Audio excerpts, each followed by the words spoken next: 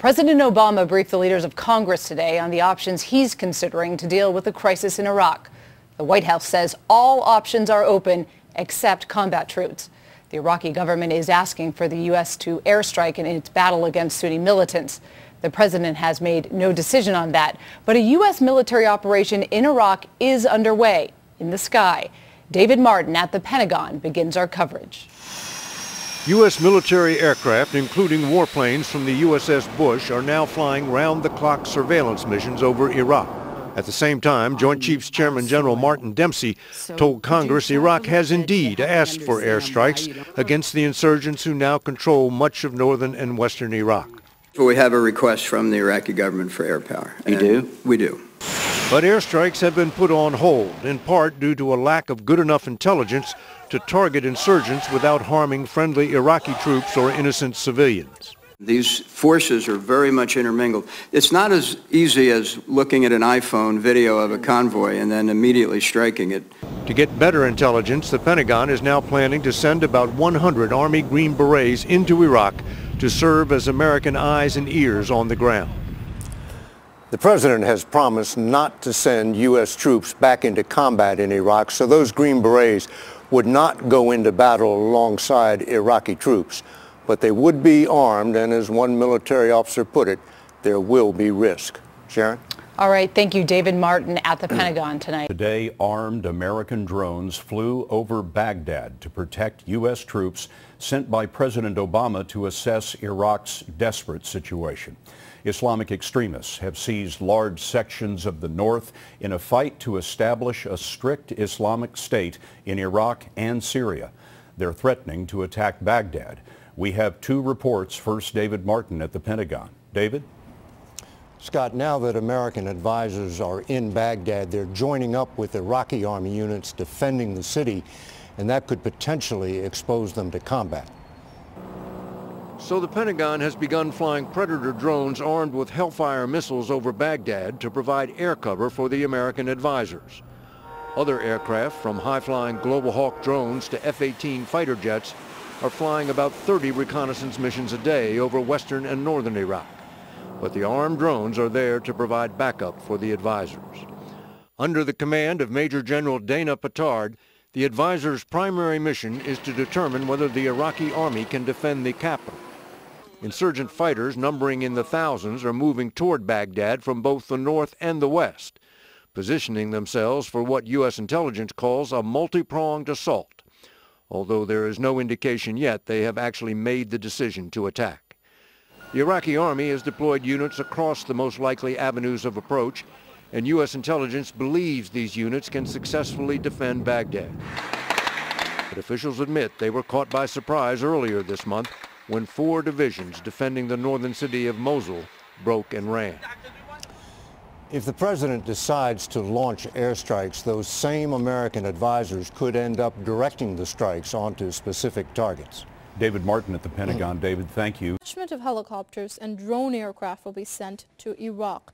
Pentagon spokesman Rear Admiral John Kirby said about 200 troops had already arrived in Iraq to reinforce security at the U.S. Embassy and Baghdad International Airport. He added that U.S. President Barack Obama has authorized the establishment of 2 Joint Operations Center and an assessment of how the U.S. can provide additional support to Iraq's security forces.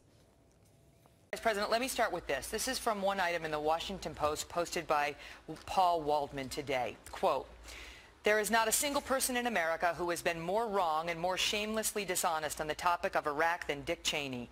And now as the cascade of misery and death and chaos he did so much to unleash rages anew, Mr. Cheney has the unadulterated gall to come before the country and tell us that it's all someone else's fault. The suggestion then is that you caused this mess, Mr. Vice President. What say you?"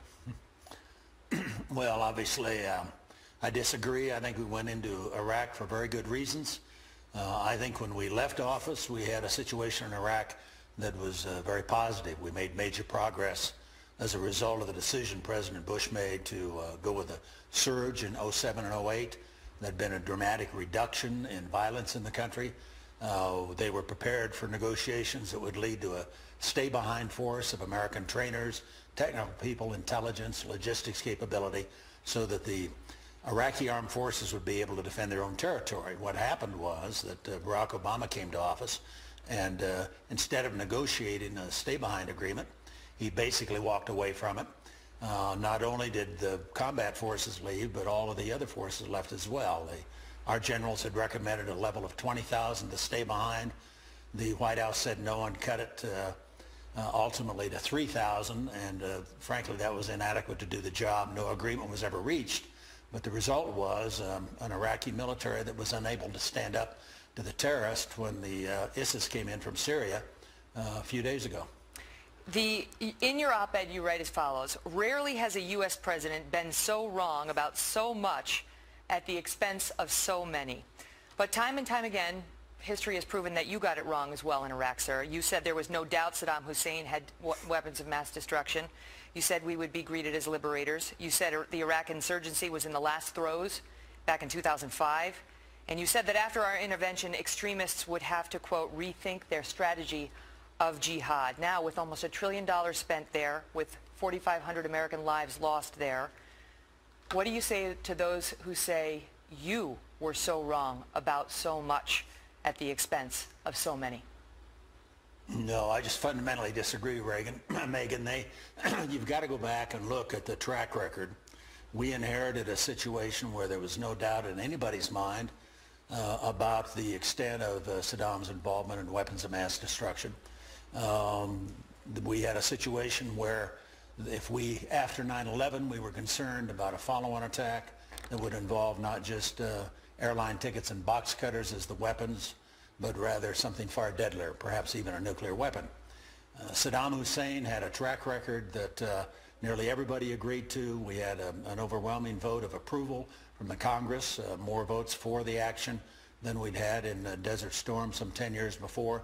Bill Clinton, Nancy Pelosi, numerous others spoke to the difficulties of the intelligence that all of us saw with respect to the threat that Saddam Hussein represented.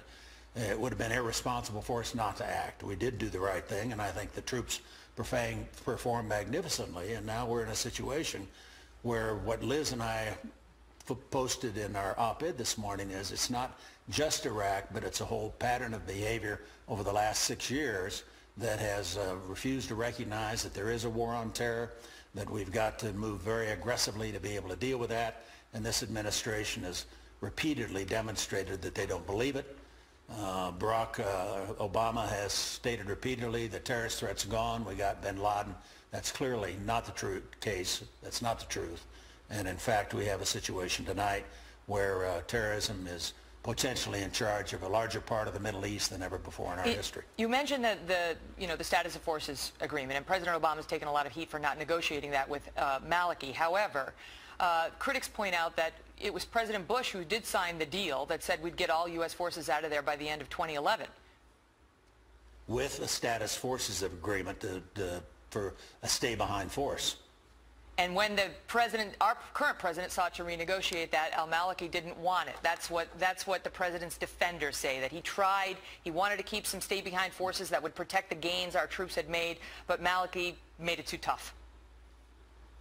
No, that's not quite accurate, Megan. What happened was our generals recommended a stay-behind force from 14 to 18,000. The White House rejected it. So the military came back with a recommendation of 10,000. The White House rejected it. They took it all the way down to 3,000.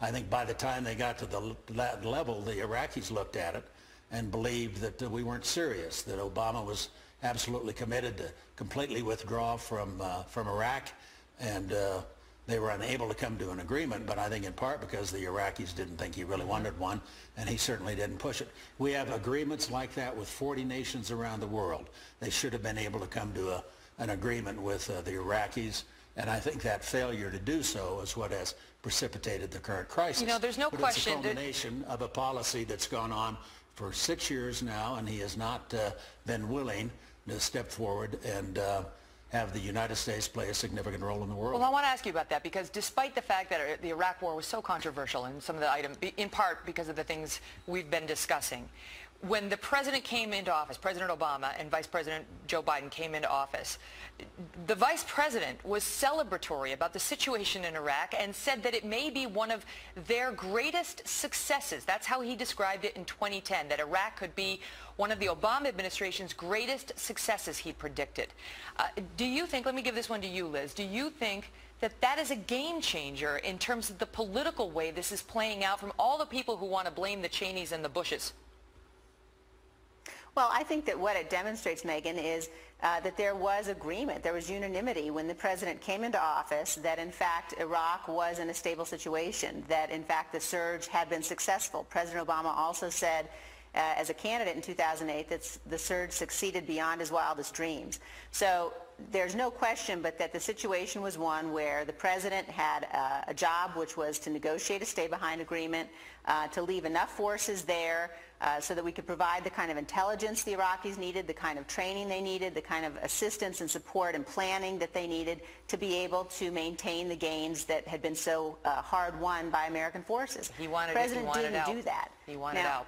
Yeah, and there's no surprise, frankly, that there are a lot of people now who would like to say, well, let's blame, the Bush-Cheney administration for what happened. That's a pretty routine thing we hear from this administration. But your questions tonight, Megan, in large part demonstrate why we've decided to form this organization, the Alliance for a Strong America, because there's a lot out there that's being said, frankly, that is not true from this administration about the threat facing our country today. And we feel it's very important that people understand the threat that we face. And I want to give you a chance to respond to that. I mean, obviously, these are questions that are out there and that are being raised, and who better to respond to them than you? And I know that now you formed this group, and your group wants to reverse President Obama's policies, which I know you, Mr. Vice President, believe have endangered America's security. First, tell us why you think that, and tell us how you think, this nonprofit group can do anything to stop a president. Well, for one thing, Megan, we think it's an opportunity to get out and talk about these issues in a very objective fashion, to stand up and point out the flaws in the administration's current effort.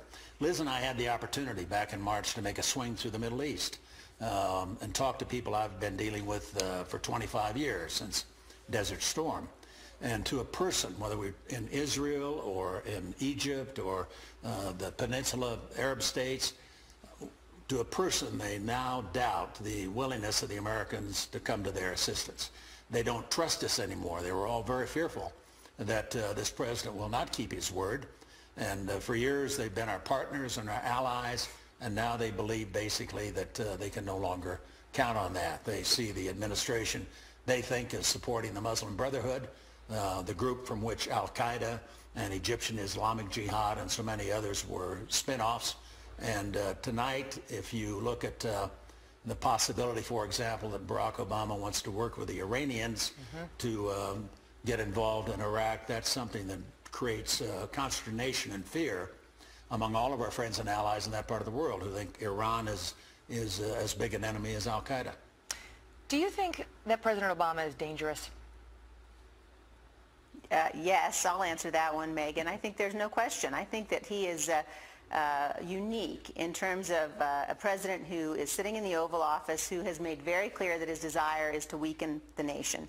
And whether you say it's his intent, whether it's naivete, you can now look at the results of the policy the last 6.5 years, and you've got the black-clad terrorists of ISIS now taking over city after city after city in Iraq. Flying You've got flags. al-Qaida, 58% more al-Qaida, more Salafist jihadist groups now across the globe than we had in 2010. There's no question but that he's a dangerous president, and that we've got to fight back, and that we've got to ensure that people understand the importance of American power in securing our freedom and security. I have to leave it at that because I'm out of time. Megan, But I'll give you the quick last word, Mr. Vice President.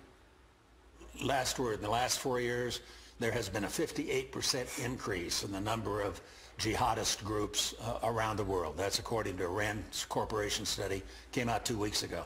There's a dramatic increase in terrorism, a dramatic increase in their capability, and the president who refuses to recognize that there is such a thing as a war on terror.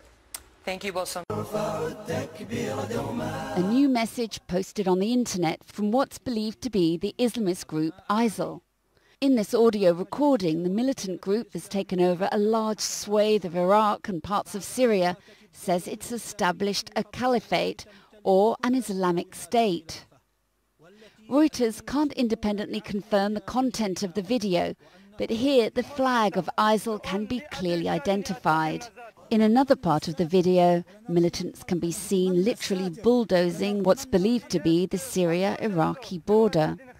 The group says its flag flies from Aleppo in northern Syria to Diyala province in eastern Iraq. In the recording, ISIL says it's renamed itself the Islamist State and proclaimed this man, Abu Bakr al-Baghdadi, seen here in a US Department wanted poster, as its leader. An alleged spokesperson for the organization says he'll be known as Caliph Ibrahim, and that he's also the leader for Muslims everywhere. Gulf Arab states such as Saudi Arabia are likely to be alarmed by this open declaration that could pose a challenge to their leadership and power.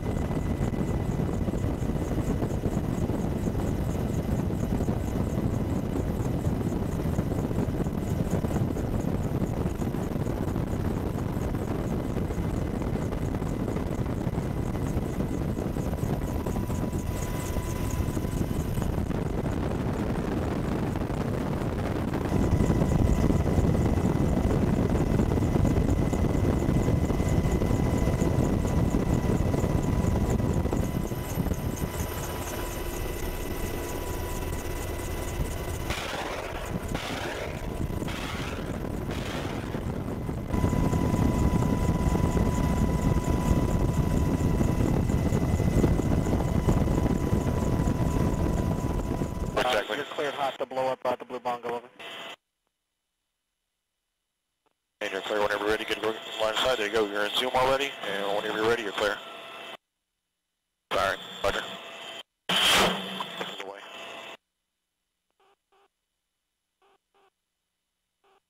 Good impact. Good impact. Target destroyed. Roger. Rolling.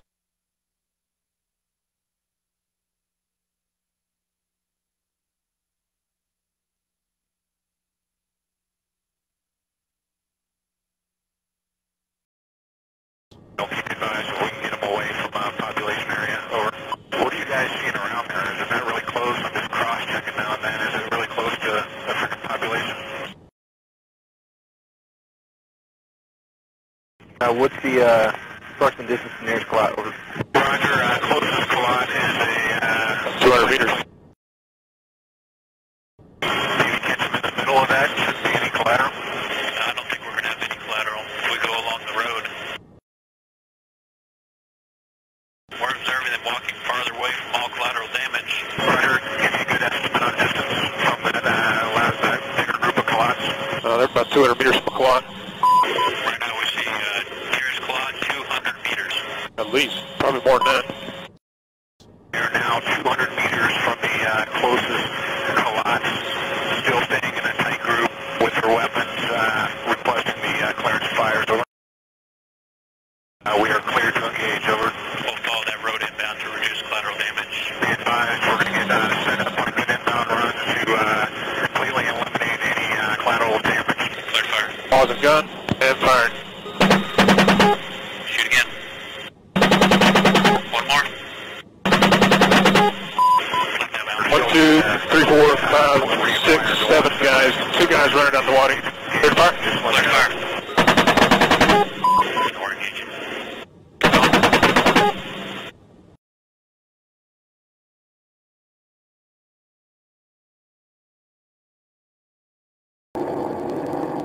If you can identify the fingers going to on the south side of that spur, counting from the first rocky finger, go 2 more back, and it should be in that location. That